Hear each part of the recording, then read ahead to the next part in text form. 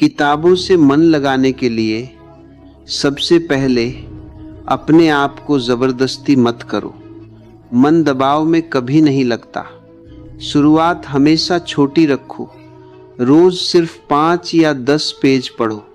मोटी किताब देखकर डरना नहीं है। अपनी पसंद की किताब चुनो। जो अच्छा लगे वही पढ़ो। पढ़ने का एक तय समय बना लो, जैसे सुबह उठने के बाद या रात को सोने से पहले। रोज एक ही समय किताब खोलो। धीरे धीरे दिमाग को आदत पड़ जाएगी। पढ़ते समय मोबाइल फोन दूर रख दो। मोबाइल ध्यान भटकाता है। शांत जगह पर बैठकर पढ़ो। जब किताब पढ़ो तो सिर्फ शब्द मत पढ़ो, जो लिखा है उसे महसूस करो।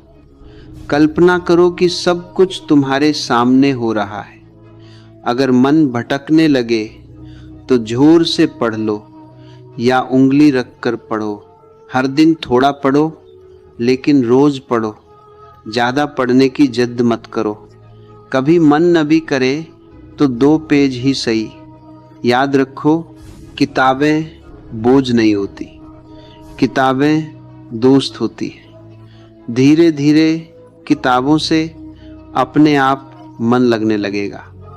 कार्य के महत्व को समझें, योजना बनाएं कि आप इसे कैसे करेंगे और उस पर कायम रहें। भले ही कोई कहे कि यह अध्ययन करने का सही तरीका नहीं है।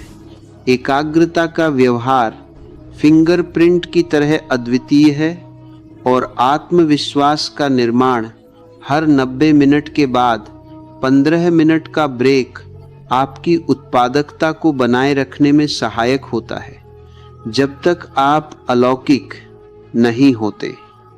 यह न केवल आपको दिन के अंत में थकने से बचाता है, बल्कि आपको लंबे समय तक याद रखने, दोहराने और सीखने में भी मदद करता है।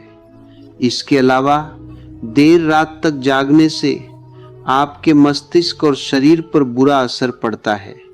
इसलिए जितनी जल्दी हो सके सुबह की दिनचर्या में बदलाव करने का प्रयास करें। उचित आराम और नींद आपकी ऊर्जा के स्तर को पुनर्जीवित करती है। 0.3 कवर किए गए विषयों पर प्रश्नों का अभ्यास नहीं कर पाए हैं तो यह टालमटोल करने और चीज़ों को आखिरी मिनट तक छोड़ने का संकेत है। इस स्थिति में आप मुसीबत में पड़ सकते हैं। यह आपके तनाव और दबाव के स्तर को भी बढ़ाता है।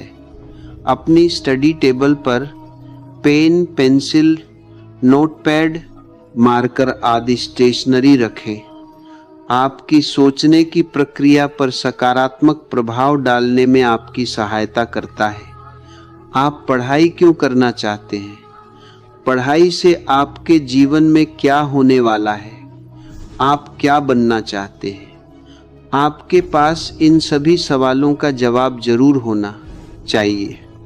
इसके बाद आपको अपना एक सही गोल सेट करना होगा। 0.2 आपको इस बात का ध्यान रखना चाहिए कि क्या आपने पढ़ाई के लिए सही फील्ड चुना है। आप जिस विषय की पढ़ाई कर रहे हैं, क्या वह आपके लिए सही है? क्या थोड़ा सा भी आपको उसमें इंटरेस्ट है? क्या वह आपके भविष्य से जुड़ा हुआ है? इसीलिए यह बहुत ज़रूरी है कि आपको अपना सही फील्ड चुनना होगा। पढ़ाई के लिए एक टाइम टेबल तैयार करना होगा। यह बहुत ज़रूरी है और इससे ज़्यादा ज़रूरी है कि इस टाइम टेबल को रोज़ फॉलो करना। अपने सिलेबस को अच्छे से समझना होगा। आप किस कोर्स की पढ़ाई कर रहे हैं, वह कोर्स या उस कक्षा का सिलेबस आपको अच्छे से समझना होगा। आप किसी गंदी जगह पर या शोर शराबे में या गलत संगति के बीच में पढ़ाई करने की कोशिश कर रहे हैं तो जाहिर है पढ़ाई में आपका मन नहीं लगेगा। अतः यह बहुत ज़रूरी है कि आपको पढ़ाई में सही से मन लगाने के लिए सही जगह का चुनाव करना होगा।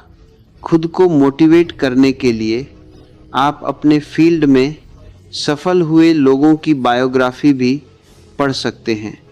अतः यह बहुत जरूरी है। कई लोग बिस्तर पर पढ़ाई करते हैं तो कुछ लोग सोते सोते किताब खोल देते हैं, जो कि बिल्कुल ही गलत है। आपको पढ़ाई करने के लिए स्पेशल किसी चेयर पर बैठकर टेबल के सामने अपने आप को ऐसा फील कराना चाहिए कि मैं पढ़ाई करने के लिए तैयार हो चुका हूँ। एक बहुत बड़ा आसान तरीका है कि आप जो भी विषय पढ़ रहे हैं, आपको इससे जुड़े हुए सवाल अपने दोस्तों से पूछने हैं, उनके साथ में चर्चा करनी है। आप पढ़ाई करना शुरू करते हैं तो उससे पहले भी आप थोड़ा सा ध्यान लगा सकते हैं। अपने मन को एकाग्र करने की कोशिश करें और कुछ देर तक 12 से 15 प्राणायाम करें। इससे आपको तुरंत ही चमत्कार देखने को मिलेगा। टॉपर लोगों की पढ़ाई करने के तरीके में एक विशेष बात होती है, जो कि निरंतरता है। जी हाँ, एक टॉपर छात्र की दिनचर्या का एक विशेष पहलू है कि वह निरंतर एक टाइम टेबल के साथ पढ़ाई करता है।